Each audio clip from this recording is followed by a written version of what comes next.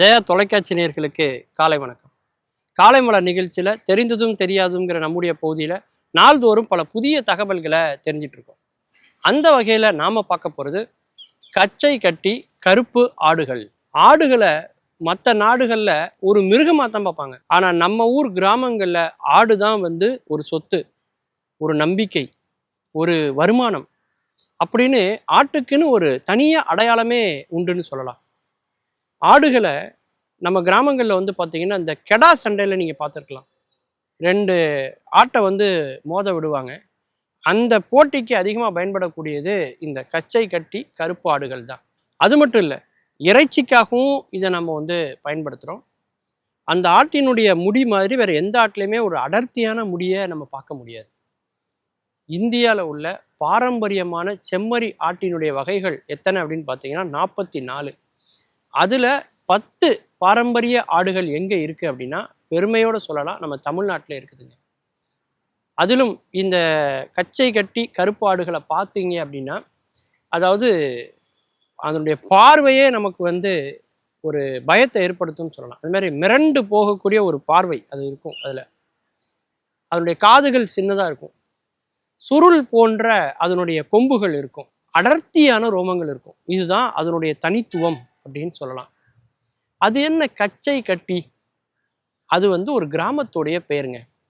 மதுரை பக்கத்தில் வாடிப்பட்டி பக்கத்தில் இருக்கக்கூடிய ஒரு கிராமம் தான் கச்சை கட்டி.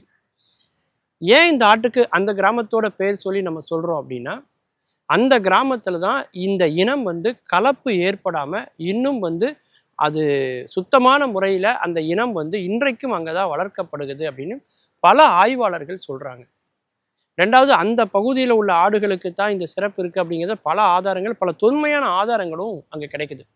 இங்கேருந்து ஆடுகளை வாங்கிட்டு போய் மற்ற ஆடுகளோட கலப்பு ஏற்படுத்தி மற்ற இடங்கள்ல இந்த ஆடுகள் இருந்தாலும் இந்த இடத்துல அந்த தூய்மைத்தன்மை இன்னும் பாதுகாக்கப்படுது அப்படிங்கிறதுனால தான் கச்சை கட்டி கருப்பு ஆடுகள் அப்படின்னு நாம் இதை சொல்கிறோம். இந்த ஆடுகள் பார்த்தீங்கன்னா மேய்ச்சலுக்காக ஒரு காலத்தில் மலை மேலே மேயலுக்காக அனுப்பிச்சிட்டு போவாங்க. இப்போ வனத்துறை அனுமதி இல்லைனால மலைக்கு போகிறதில்ல.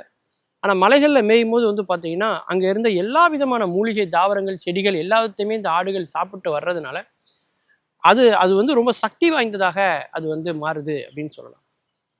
நம்ம ஊரில் இந்த ஐயனாறு அல்லைன்னா எல்லை காவல் தெய்வங்களாக இருக்கக்கூடிய கருப்பசாமி, முனீஸ்வரன், இதுக்கெல்லாம் வெட்டுறதுக்கு பயன்படக்கூடிய ஆடு எது அப்படின்னா, நேர்த்திக்கடனா நேர்ந்து விடக்கூடிய ஆடு எதுன்னா அந்த கச்சை கட்டி கருப்பு ஆடுகள் அப்படின்னு சொல்லலாம். இந்த ஆடுகள் பார்த்தீங்கன்னா பொதுவாகவே மற்ற ஆடுகளை மாதிரி இல்லாமல் இந்த ஆடுகளுக்குன்னு விசேஷமாக வேப்பம் தலைகள், அது மட்டும் இல்லாமல் நம்ம அகத்திக்கீரை, இந்த மாதிரியான இதெல்லாம் அதனுடைய இளமை பருவத்திலேருந்தே கொடுத்து இந்த இடத்துல கச்சை கட்டிங்கிற கிராமத்தில் இதை சிறப்பாக வளர்க்குறாங்க அப்படின்னு சொல்லலாம். ஆடுகளை பார்த்தீங்கன்னா காலையில் 8 மணிலேருந்து மாலை, அதாவது இரவு 8 மணி வரைக்கும் பார்த்தீங்கன்னா இதை மேய்ச்சலுக்காக இதை அனுப்புவாங்க. மேய்ச்சல் தான் ரொம்ப முக்கியம். 2 ஆண்டுகளில் 3 முறை ஈனக்கூடிய சக்தி உடைய ஒரு ஆடு. இங்கேருந்து ஆடுகளை நிறைய பேர் வாங்கிட்டு போகிறது எதுக்குன்னா, அந்த கிடா சண்டைக்கு அதை பயிற்சி கொடுத்து அதை பழக்கிறதுக்காக அதை வாங்கிட்டு போகிறாங்க. அப்படி ஒரு பாரம்பரியமான ஒரு ஆட்டினுடைய வகை இன்றைக்கும் நம்ம அடையாளப்படுத்தணும் அப்படின்னா அது கச்சை கட்டி கருப்பு ஆடுகளை நம்ம சொல்லலாங்க. மீண்டும் பல புதிய தகவல்களோடு, அதில் அறியப்படாத பக்கங்களோடு உங்களை சந்திக்கிறேன். நன்றி, வணக்கம்.